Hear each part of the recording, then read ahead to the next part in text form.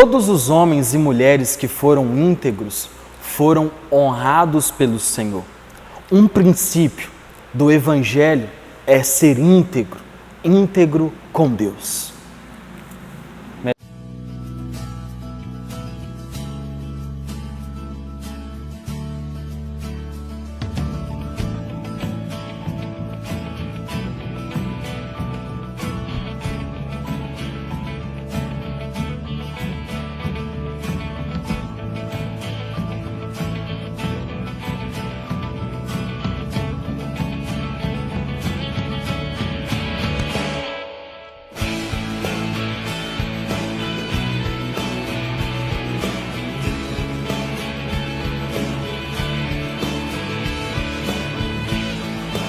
Então, o rei Dario, ele conquistou a Babilônia.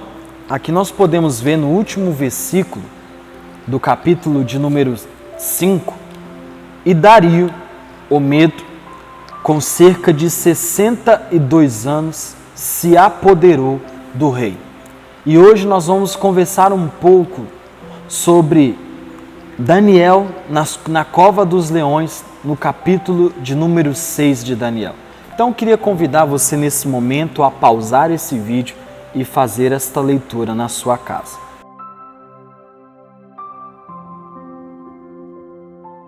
Agora que você pausou e leu esse texto, Dario foi um rei que conquistou de maneira fácil o reino. A palavra de Deus, como diz, Nabucodonosor teve o sonho da grande estátua no capítulos anteriores, e quando ele teve o sonho da estátua, os braços de prata, juntamente com o tronco, conquistaria o seu império. E foi isso que Daniel disse a Nabucodonosor, porque era o que aconteceria. E foi justamente o que aconteceu. Um reino mais fraco dos medos e dos persas conquistaram a grande Babilônia, porque o rei Belsazar havia morrido e eles estavam de maneira frágil o reino, e assim eles foram conquistados. E aí quando Dario ele toma posse do reino, ele começa a constituir sobre o reino pessoas. Ele constitui 120 sátrapas que estivessem por todo o reino. E ele constitui 3 presidentes, dos quais um era Daniel. E a intenção dele em colocar esses homens era para justamente vigiar o reino. Vigiar para que não houvesse corrupção, vigiar para que homens não se levantassem contra o próprio rei, e por isso ele começa a fazer a divisão do seu reino, ele começa a organizar o reino. E aí ele institui esses homens, esses sátrapas, estes presidentes, com a intenção de combater a corrupção.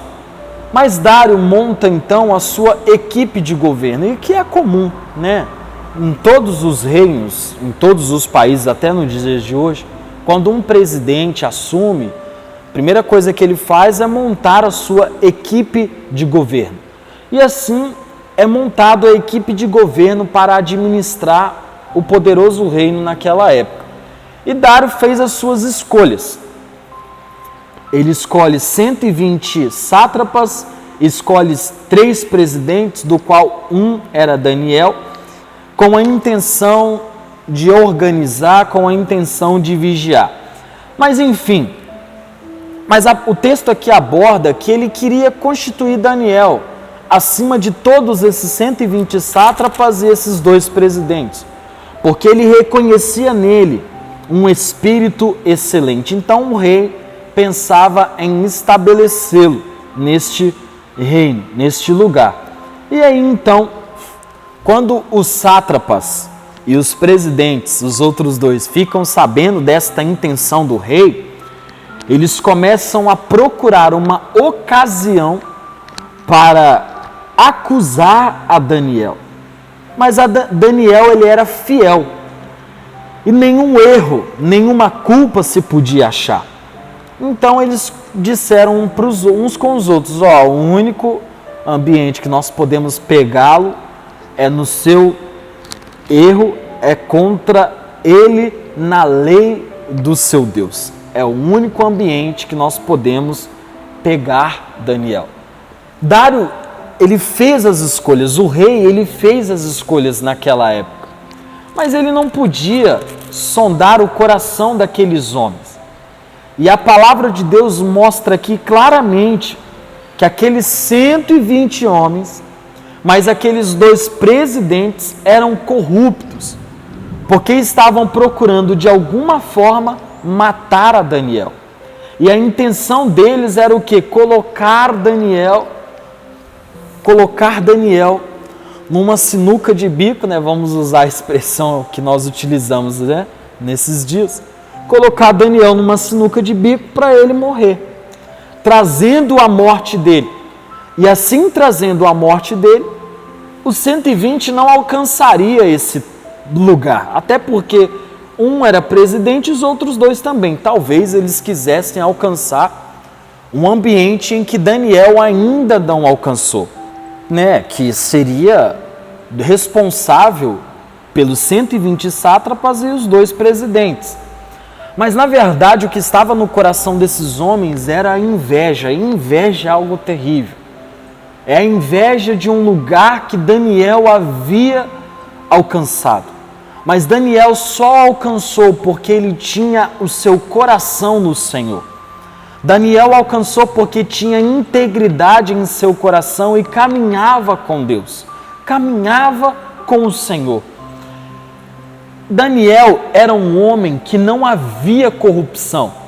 E a base da sua integridade era a fé. Em Deus, ele enxergava a base para o seu caráter, ele enxergava a base para a sua vida. Eles procuraram em diversas áreas erro, eles procuraram acusar a Daniel, mas em nenhum outro lugar eles alcançou, a não ser colocar ele contra o seu próprio princípio, contra a sua própria base, que era Deus. Não havia motivos para culpar Daniel. Então eles vão até o rei, eles bajulam o rei, né? Ó rei que vive eternamente. E aí eles vão e sugerem ao rei que faça um decreto. Que esse decreto seria que o rei fosse um Deus durante 30 dias. E que não seria permitido nada, adoração a nenhuma outra religião, a nada a não ser ao Senhor. Esta é a intenção daqueles homens. Então eles vão até o rei sem o consentimento de Daniel, e eles combinam com o rei sem Daniel, que o rei estabelecesse esse decreto. Então, aqueles homens maquinam um ambiente para levar a culpa a Daniel. E ser íntegro, entenda, vamos abrir um parênteses, né? Ser íntegro não te fará passar por caminhos fáceis, não te fará. Pois o íntegro, ele é uma bomba em um ambiente de corrupção. A integridade incomoda pessoas, incomoda ambientes de corrupção. Eu lembro quando eu arrumei um emprego e os rapazes tinham um jeitinho de roubar um pouquinho do dinheiro do dono da empresa. E quando eu entrei, eu já deixei bem claro que eu não iria compactuar com aquilo. E aí eu sofria pressão. As sugestões nas reuniões era que sempre me mudasse de lugar em lugar, e eu sempre era mudado. Ia para um canto, tinha que ir para o outro, ia para um ambiente, ia para outro ambiente. Por quê? Porque eu atrapalhava os negócios deles. Porque, na verdade, o princípio que estava no meu coração era a honestidade. E se eu roubasse, entenda uma coisa, se você rouba o seu patrão, você não está roubando a ele. Você está roubando a Deus. A minha fidelidade, a minha honestidade começa no meu Senhor. E o meu patrão vai colher frutos disso. A minha fidelidade está na minha esposa. Está na minha esposa, sim. Mas a minha primeira fidelidade vem com o meu Deus. E a minha esposa colhe frutos disso. Então, quando nós olhamos para um ambiente de corrupção, o que é íntegro, ele vai passar por caminhos difíceis. Porque os corruptos vão querer atrapalhar, vão querer impedir, vão querer dificultar o caminho, mas o íntegro tem o seu coração no Senhor. Então aqueles 2 presidentes e 120 sátrapas, eles estão querendo maquinar algo, fazer algo para que coloque o rei, para que coloque Daniel em dificuldade. Então eles vão até o rei e o rei concorda que estabelece esse decreto por espaço de 30 dias. E quem não cumprisse seria lançado à cova dos leões. Então, dos versículos de número 1 até o versículo de número 5, eles estão procurando uma culpa para colocar em Daniel. Mas agora, dos versículos 6 até o 9, eles estão maquinando um ambiente, maquinando uma isca para o rei, para pegar Daniel. Então, o rei não sabia disso, é óbvio que o rei não sabia. E aí eles fazem esse decreto com o rei, que durante 30 dias não poderia ter adoração a nenhum outro Deus, não poderia ter adoração a lugar nenhum, a não ser o rei. Então eles combinam algo sem a presença de Daniel, pois a intenção deles é essa, que o rei matasse Daniel, mesmo que de forma não intencional. Esta é a vontade deles. E aí eles maquinam esta isca para pegar a Daniel. E aí, do versículo 10 em diante, Daniel, quando descobre este fato, o texto não mostra que ele muda sua reação, que ele fica desesperado, o texto não mostra isso. O texto simplesmente mostra que Daniel continuou fazendo as suas coisas, continuou fazendo tudo conforme aquilo que ele sempre fez. Daniel nos mostra então a integridade. Mesmo sendo colocado à morte, ainda ele não havia sido colocado, mas mesmo sabendo da sua probabilidade com a morte, Daniel continua vivendo a sua vida, abrindo a sua janela e orando ao Senhor como costumava fazer. Daniel abre a sua janela voltada para Jerusalém. Ele poderia orar de janelas fechadas, enfim, poderia ter outras medidas, mas não, ele continua se colocando de joelho, orando 3 vezes ao dia. Poderia orar um pouco menos, não, mas ele continuou orando 3 vezes ao dia. Daniel continuou fazendo tudo conforme a vontade de Deus. Então nós podemos perceber que Daniel viveu a vontade de Deus. Daniel não mudou nada, não mudou nenhuma da sua atitude. E Daniel mostrou integridade, mesmo que ele iria ser colocado para morrer. Mas Daniel foi colocado diante disso não porque ele errou. E isso é o triste que nós observamos. Não porque ele errou, não porque cometeu algum erro gravíssimo contra o rei, mas ele sofreu por ele ser íntegro em um ambiente de corrupção. Mas como eu disse, mesmo sendo condenado, mesmo sabendo do decreto, Daniel não mudou as suas práticas de oração para com o seu Deus. Mesmo sentimento ele teve no coração quando Sadraque, Mesaque e Abednego preferiram a morte do que pecar ou infringir o mandamento do nosso Senhor. Selou o rei. E não havia nada que ele pudesse fazer para mudar o destino de Daniel. E aí o rei se dirigiu ao palácio em profunda tristeza e ele ficou em jejum a noite toda, esperando que algo de melhor pudesse acontecer a Daniel. E aí o final nós conhecemos. Daniel recebeu o livramento do Senhor. Daniel, sendo um homem de oração, um homem íntegro, recebeu a honra do Senhor. Tem lutas que nós não devemos enfrentar com armas carnais, e sim espirituais. E este é um exemplo de uma luta em que Daniel não enfrentou com arma carnal, e sim enfrentou com a arma espiritual. Enfrentou crendo em Deus, enfrentou orando a Deus. E aí, por fim, pela manhã, o rei foi e gritou: Daniel, servo do Deus vivo, dar-se-ão acaso o teu Deus, a quem tu continuamente serves, tenha podido livrar-te dos leões? E aí Daniel respondeu: ó rei, vive eternamente. O meu Deus enviou o seu anjo e ele fechou a boca dos leões. E não aconteceu nada ao rei.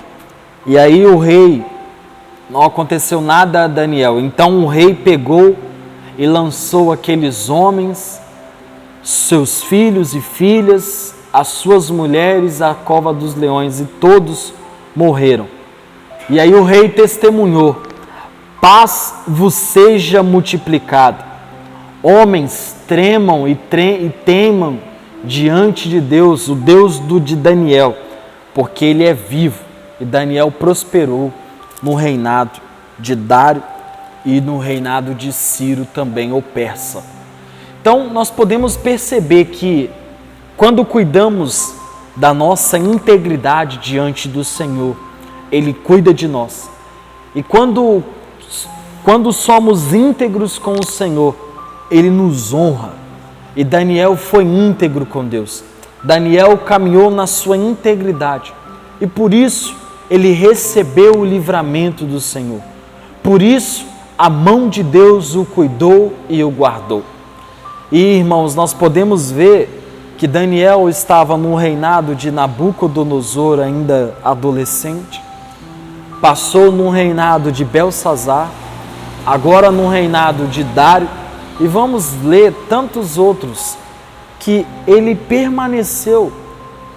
Os reinos se passaram, mas Daniel permaneceu. Por quê? Porque a sua integridade estava no Senhor.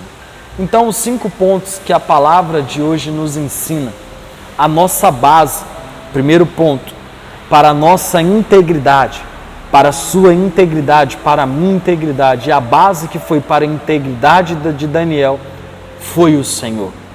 Em seus momentos de oração, em seus momentos de busca, Daniel se manteve íntegro diante do Senhor.